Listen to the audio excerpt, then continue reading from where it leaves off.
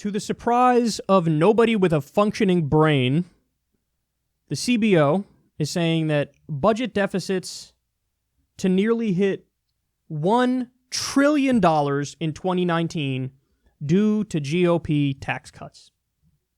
Now, could we just take a moment here, fact check all the statements that were made when the bill was signed and prior to the bill being signed? Stop, reflect, and call it out. Because here's the reality. Countless Republicans said, no, it's a liberal propaganda. It's a myth that these tax cuts are going to balloon the deficit massively. That's not going to happen. Because the way our philosophy works is we have to use dynamic scoring, which is bullshit.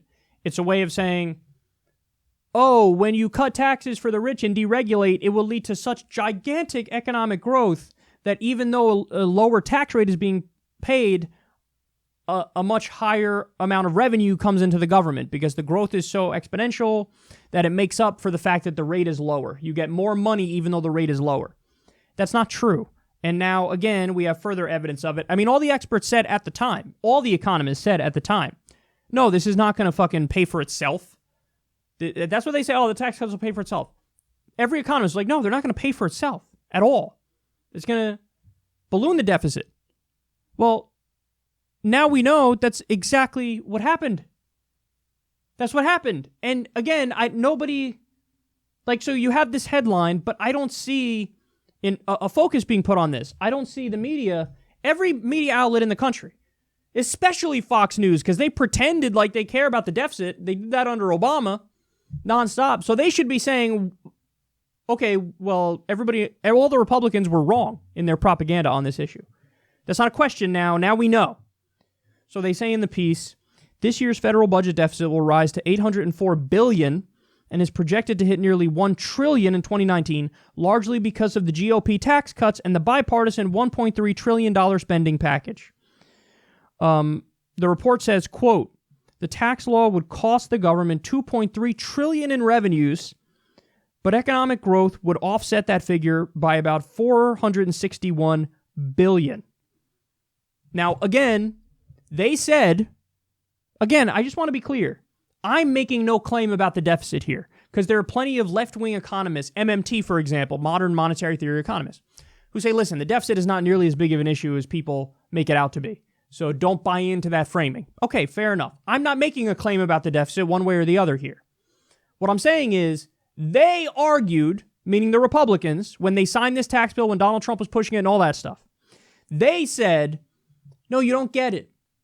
$2.3 trillion, okay, it's going to cost the government $2.3 trillion in revenues, but it's going to raise that same $2.3 trillion because of the explosion of the economy, and you will bring in more revenue to offset it. It's going to pay for itself. I just told you, though. Now we have the facts. $2.3 trillion in revenues, but the economic growth that offsets it is only $461 billion. That is a gigantic difference. So here's the main point of me doing this segment. The media needs to stop pretending that Republicans are the party of fiscal conservatism and fiscal responsibility and that they're deficit hawks, because they're not. And listen, for better or worse, and again, a lot of people on the left would say this is bad, but the Democrats actually are the party of being deficit hawks.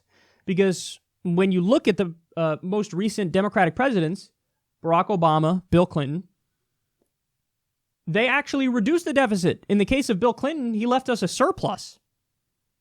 In the case of Barack Obama, every year he was in office, once everything stabilized after the Great Recession, the budget deficit kept dropping. He inherited about $1.4 trillion budget deficit, and then he ended with about a $461 billion budget deficit. So he decreased the deficit.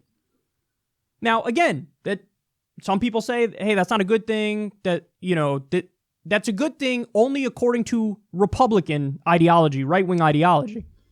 But that's my point. My point is, if somebody is a Republican and they say they care about budget deficits and that's one of their main concerns, well, you should be voting for Democrats, because that's actually one of the few things Democrats are good at and they differ with Republicans on. Republicans are actually the party of blowing up budget deficits. And then what happens is after they blow up the budget deficits and a Democrat gets elected, they will immediately turn around and pretend to care the most about deficits and debt. And they'll go, oh my goodness, can you believe what we are seeing here? Look at these massive deficits. So irresponsible. Somebody should really take care of that. I blame the Democrats for why this thing blew up in the first place. But again, that would be rejecting modern presidential history and not understanding that Clinton and Obama actually did reduce the deficit. Now, I'm not saying that's a good or bad thing. I'm just saying that's what they did. So if you're a Republican and you actually care about that issue, well, now you know who to vote for. But the reality is, when it comes to their values, higher on the list is giving tax cuts to rich people. That's the point. So they say they care about deficits. They don't care about deficits. They care about giving tax cuts to rich people and deregulating and letting the elites run wild and maybe tank the world economy like they did multiple times before. But hey, fuck it. If they get all the money and they run out the back door with it, so be it.